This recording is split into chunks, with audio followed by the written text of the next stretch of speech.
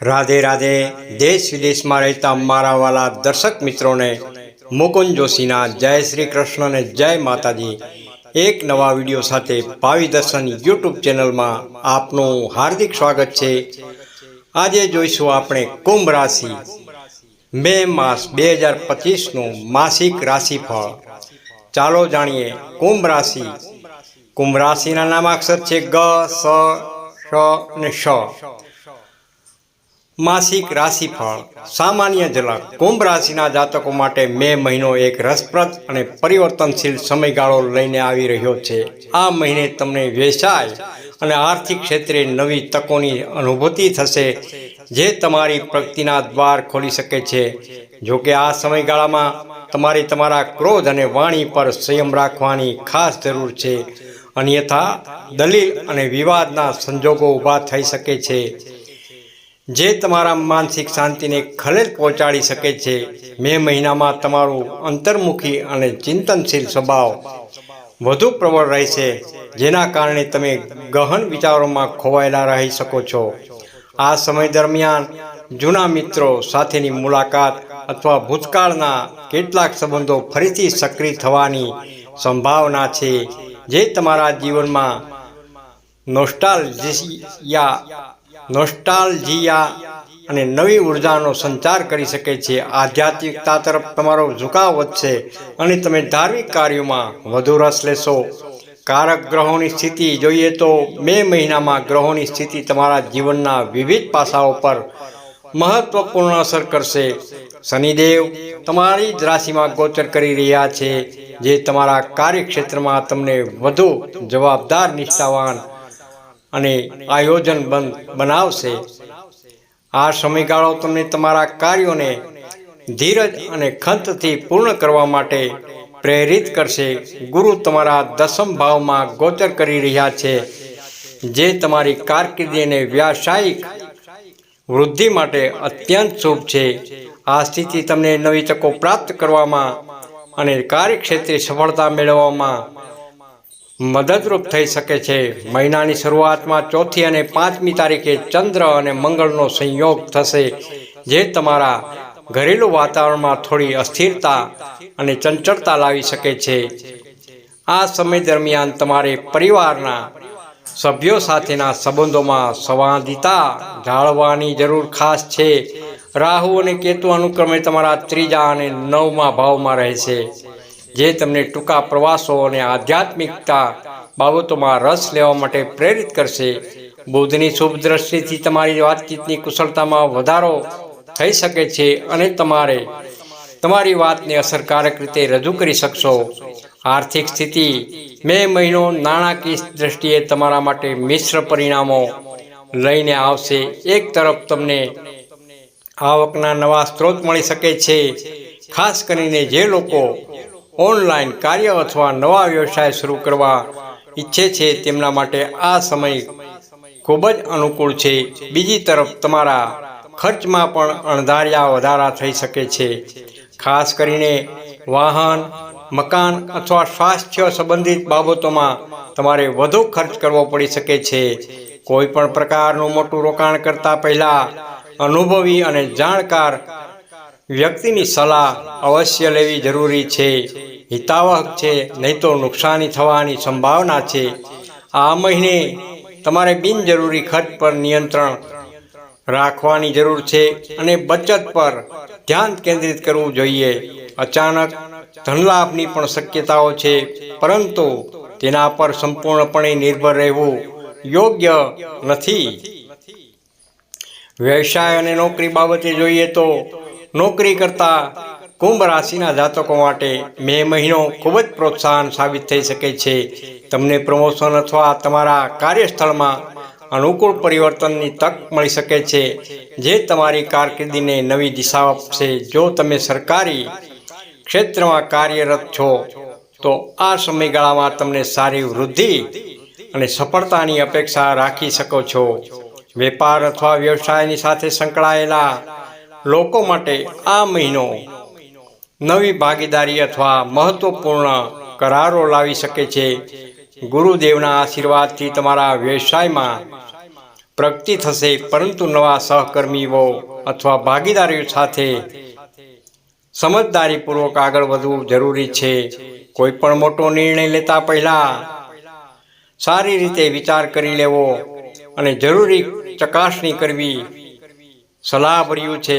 કાર્યસ્થળ પર તમારા સહકર્મીઓ સાથે સારા સંબંધો જાળવી રાખો, જે તમને સહકાર અને સમર્થન પ્રાપ્ત કરવામાં મદદરૂપ બની શકે છે.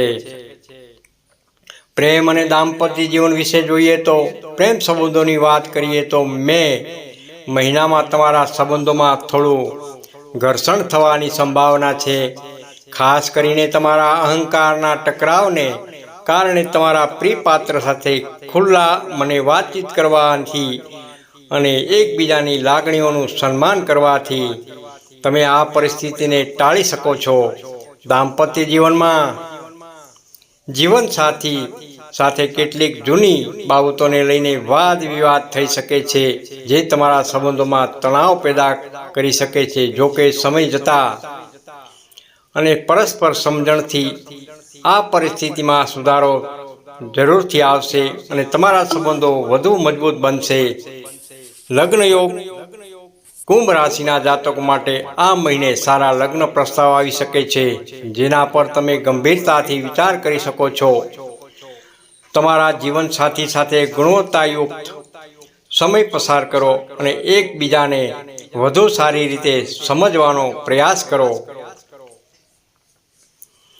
પરિવાર અને સામાજિક જીવન વિશે જોઈએ તો મે મહિનામાં તમારા પરિવારમાં સામાન્ય રીતે સુખદ વાતાવરણ રહેશે, પરંતુ તમારે ઘરના વૃદ્ધ સભ્યોનું સ્વાસ્થ્યનું ખાસ ધ્યાન રાખવાની જરૂર છે.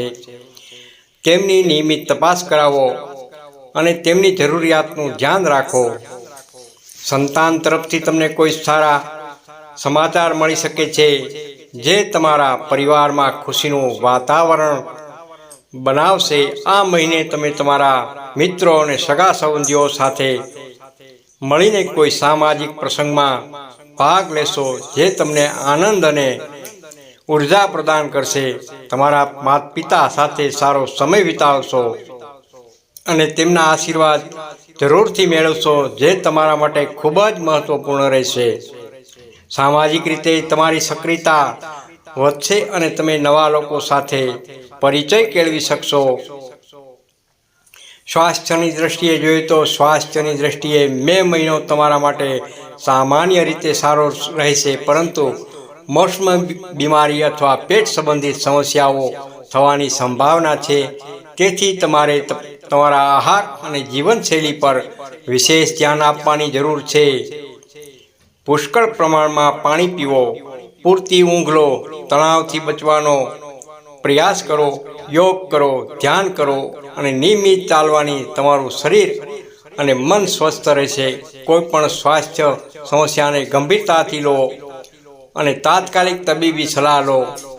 આ મહિને તમારે તમારી માનસિક શાંતિ જાળવવા માટે પણ ધ્યાન આપવું જરૂરી છે.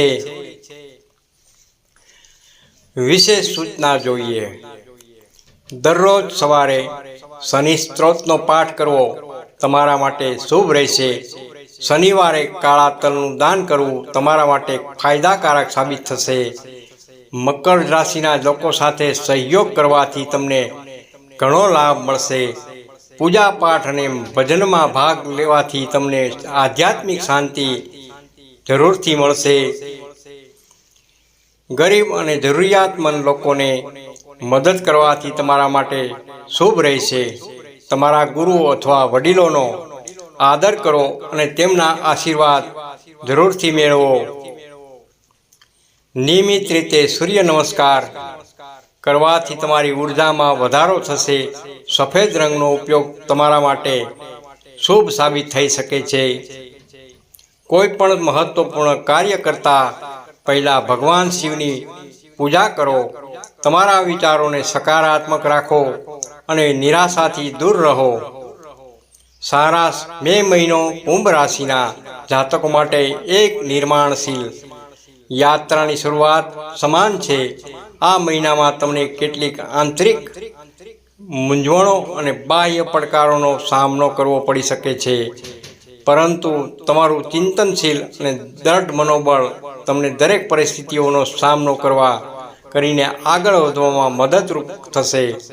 વ્યવસાય, સ્વાસ્થ્ય અને સંબંધો આ ત્રણેય ક્ષેત્રોમાં સમજદારીપૂર્વક લેવામાં આવેલ પગલાં તમને સફળતા અપાવશે.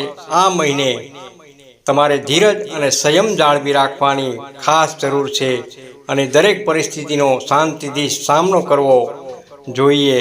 આ સમયગાળો તમારા માટે નવી તકો અને અનુભવો લઈને આવશે, જે તમારા ભવિષ્ય માટે મહત્વપૂર્ણ સાબિત થઈ શકે છે. રાધે રાધે. આ રાશિફળ સામાન્ય આગાહીઓ પર આધારિત છે.